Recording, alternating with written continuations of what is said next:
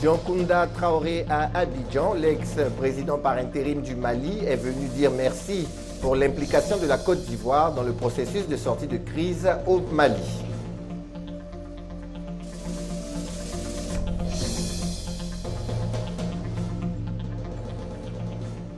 Annoncées depuis plusieurs mois, les consultations nationales de la Commission Dialogue Vérité Réconciliation entrent dans leur phase active. Dans cette édition, nous aurons une étape dans la commune de Yopougon.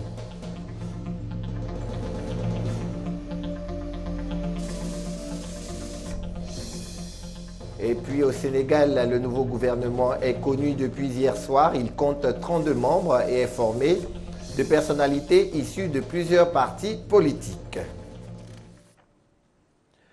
Madame, Monsieur, bonjour et merci de nous rejoindre sur RTI 1 pour vous informer.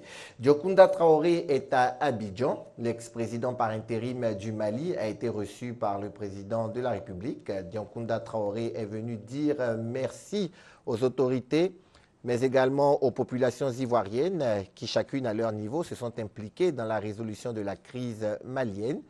Pour matérialiser ces remerciements, Dioncounda Traoré procédera cet après-midi à la décoration du président Alassane Ouattara.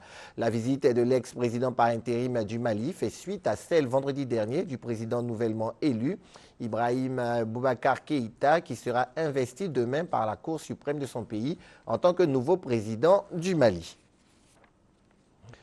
C'est parti pour les travaux d'aménagement de la route Abobo à Niama. Le tronçon long de 4,6 km va coûter un peu plus de 8 milliards de francs CFA et devrait être livré en mai prochain. Fini donc détour et embouteillage pour les usagers de cette route.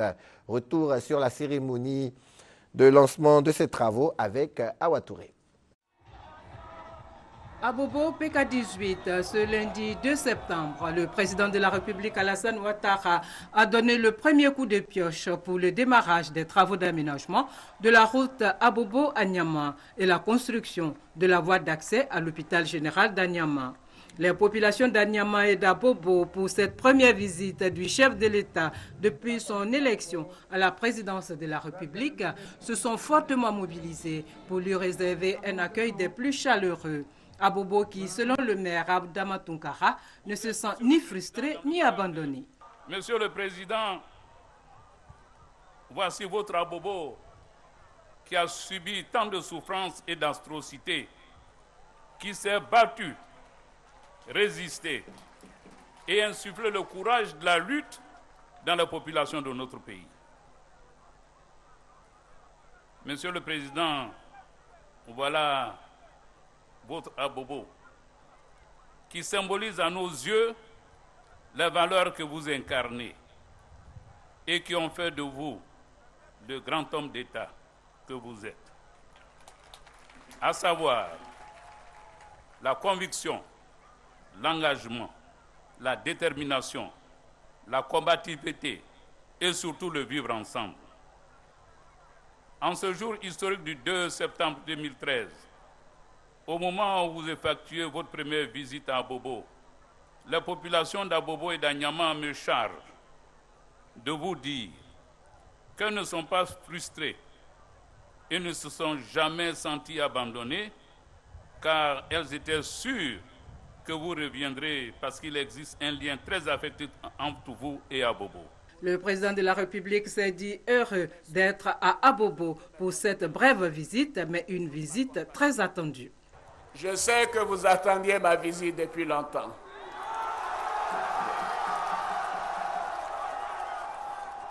Oui, je le sais, mais vous savez, moi aussi j'avais hâte de vous retrouver. Je vous devais ma première visite, mais j'ai voulu attendre. Je vous ai envoyé des délégations. Je vous ai envoyé la première dame pour venir vous saluer, vous remercier, mais surtout vous présenter mes condoléances et toute ma compassion.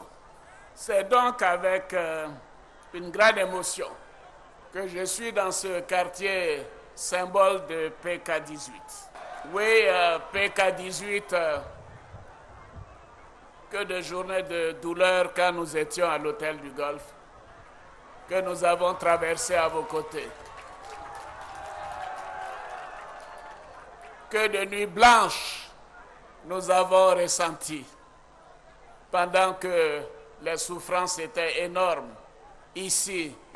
Oui, chers frères et sœurs, le lancement des travaux de la voie express d'Abobo à Niama, qui était attendu depuis plus de 10 ans par toute la population, et notamment la chefferie traditionnelle, me donne l'occasion de venir vous dire Yako, Afo.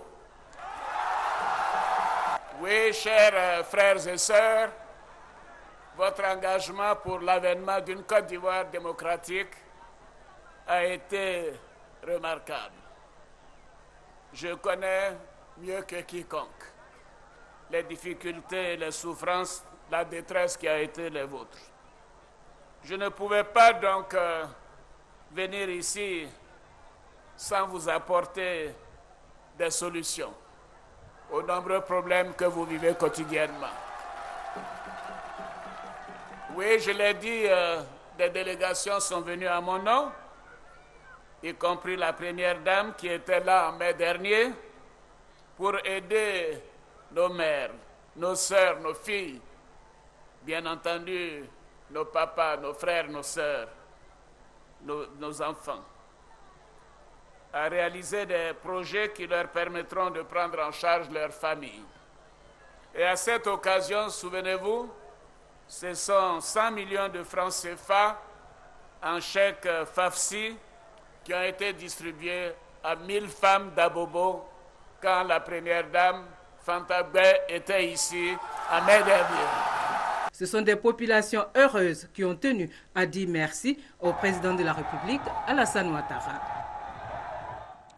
Il se tient à Abidjan un séminaire régional à l'initiative du Centre régional d'assistance technique du Fonds monétaire international pour l'Afrique de l'Ouest.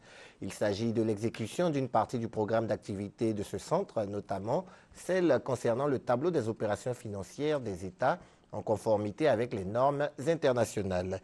Les détails avec Sylvie Touré.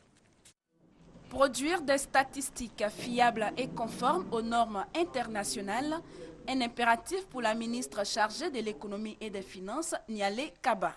Elle l'a signifié à l'ouverture du séminaire régional consacré au manuel des statistiques et des finances publiques 2001 du FMI.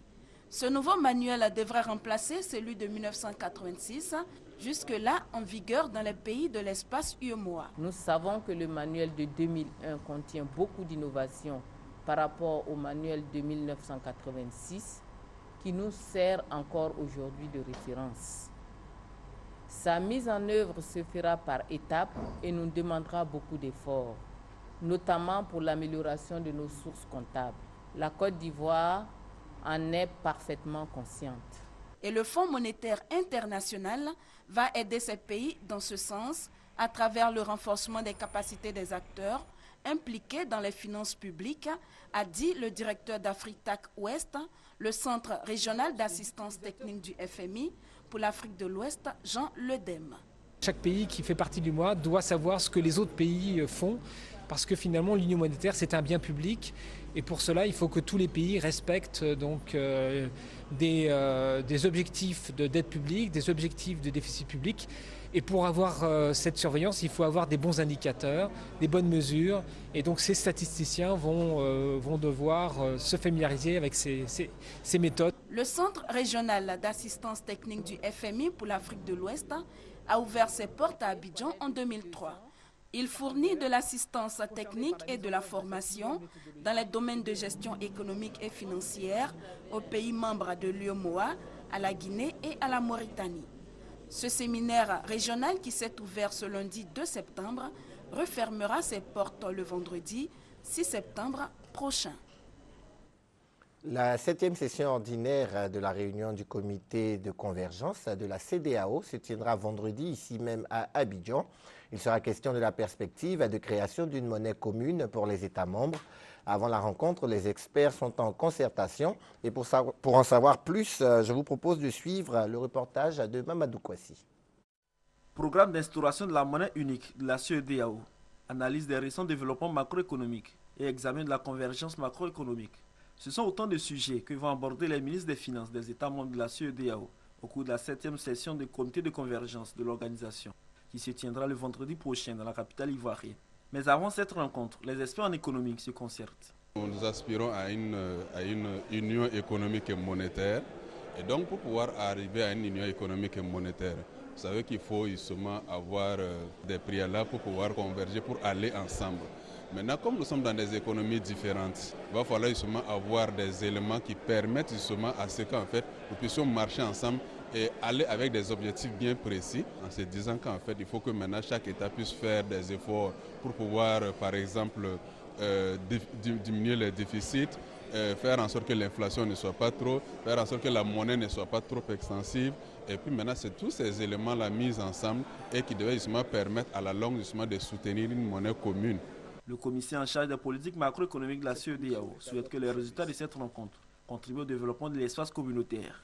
Si nous voulons assurer la comparabilité des données des États membres, la crédibilité de notre base régionale et partant de mécanismes de surveillance multilatérale, que les États, à travers les comités nationaux de coordination ou comités nationaux de politique économique, puissent véritablement remplir cette attribution de mise à jour et de gestion de la base de données qui est la leur. Si les conclusions de ces études aboutissent, la libre circulation et le libre-échange seront une réalité avec une monnaie unique dans l'espace communautaire. Des initiatives qui vont booster le développement économique et social des États membres de la CEDEAO. Les femmes élues locales de l'espace UEMOA sont réunies en ce moment à Abidjan. La rencontre doit durer 3 jours. Elle s'est ouverte hier et porte sur la place des femmes dans le processus de développement de la sous-région. Les femmes élues ont à cœur d'inciter la gente féminine de l'UEMOA à s'impliquer véritablement dans le leadership. Mamadou Kwasi, une fois encore sollicité pour nous en dire plus. Les femmes élues locales veulent désormais jouer les premiers rôles dans le développement économique des États de l'espace UEMOA. Et cela à travers un réseau mis en place à la 3e Assemblée générale du Conseil des collectivités territoriales de l'UEMOA tenue à Ouagadougou. Les femmes élues locales revendiquent leur place dans la lutte contre la pauvreté et dans l'émergence des nations. Nous pensons qu'aujourd'hui, les femmes doivent être dans la conceptualisation et les réalisations. On ne peut plus concevoir pour les femmes et qu'elles soient à l'arrière-plan. Elles doivent participer au concept et réaliser. Et je crois que pour faire de meilleures réalisations, il faut d'abord participer à la conceptualisation. Plus il y aura des femmes, plus nous aurons un développement acquis, plus les choses prendront forme effectivement. C'est comme un oiseau, si on coupe une aile, l'oiseau ne peut pas bien s'envoler. Donc il nous faut les 2 ailes, la femme et l'homme, au même endroit pour pouvoir développer. Ils peuvent te nommer que quand ils savent que toi-même tu t'es valorisé, toi-même tu t'es fait une place au soleil. Il ne faut pas toujours attendre qu'on vienne vers vous. Le président du Conseil des collectivités territoriales souhaite qu'il y ait une synergie d'action afin que ces objectifs soient atteints. La plupart des collectivités travaillent en direction de 2 cibles principales, les jeunes et les femmes. Qui mieux que la femme peut comprendre les problèmes des femmes? Et c'est pour ça qu'au niveau du bureau du CCT, nous encourageons cela. Représentant le ministre d'État, ministre de l'Intérieur et de la Sécurité, Boumachek Daniel, exhorte les femmes à prendre des initiatives afin de rendre effectif le leadership féminin. Aussi voudrais-je vous exhorter à prendre la pleine mesure de la mission qui vous est confiée et à ne ménager pendant ces 3 jours aucune peine pour examiner et parcourir avec la plus grande attention les documents qui vous seront soumis.